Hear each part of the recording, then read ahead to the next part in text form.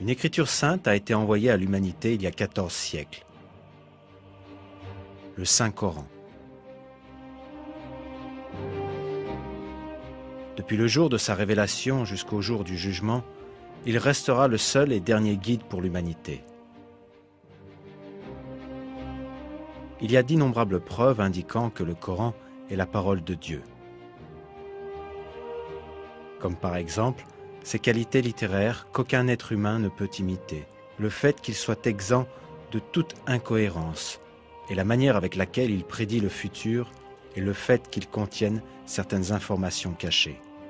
Le Coran contient un autre miracle qui prouve qu'il est la révélation de Dieu. C'est le nombre remarquable de vérités scientifiques qu'il contient. Dans ce livre qui a été révélé il y a 14 siècles, d'innombrables exemples d'informations n'ont été découverts que par la technologie moderne.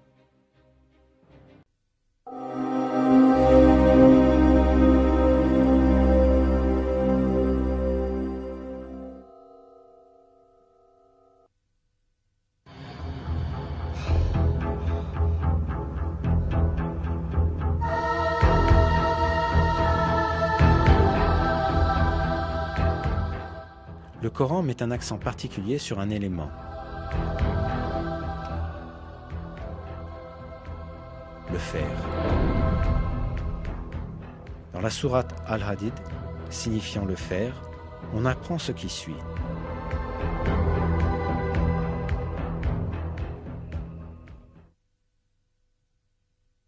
Et nous avons fait descendre le fer dans lequel il y a une force redoutable, aussi bien que des utilités pour les gens.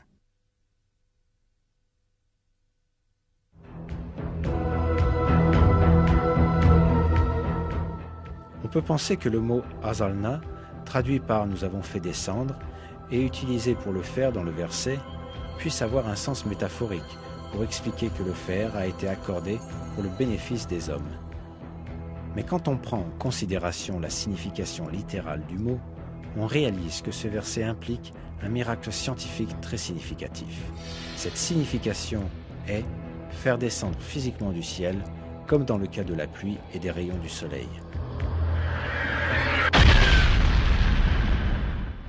Les découvertes astronomiques modernes ont révélé que le fer que l'on trouve dans notre monde est venu d'étoiles géantes dans l'espace. Le fer sur Terre, mais aussi le fer dans le système solaire en entier, viennent de l'espace, puisque la température du Soleil est inadéquate pour la formation du fer. Le fer ne peut être produit que dans des étoiles plus grosses que le Soleil, où la température atteint quelques centaines de millions de degrés.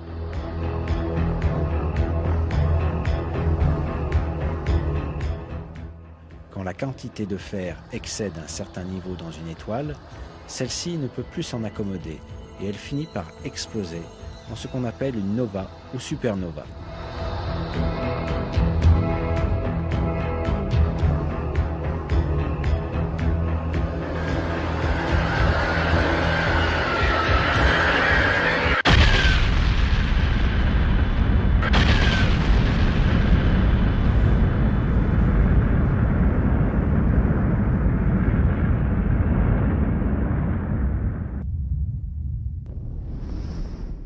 Ces explosions permettent la dispersion du fer dans l'espace.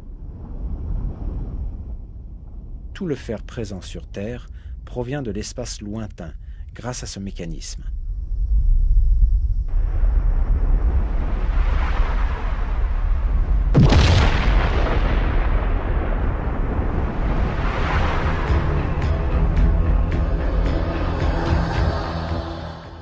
En d'autres mots, le fer est descendu sur Terre, comme nous l'apprend le verset. Il est clair que cette information n'a pas pu être établie au 7e siècle, quand le Coran fut révélé.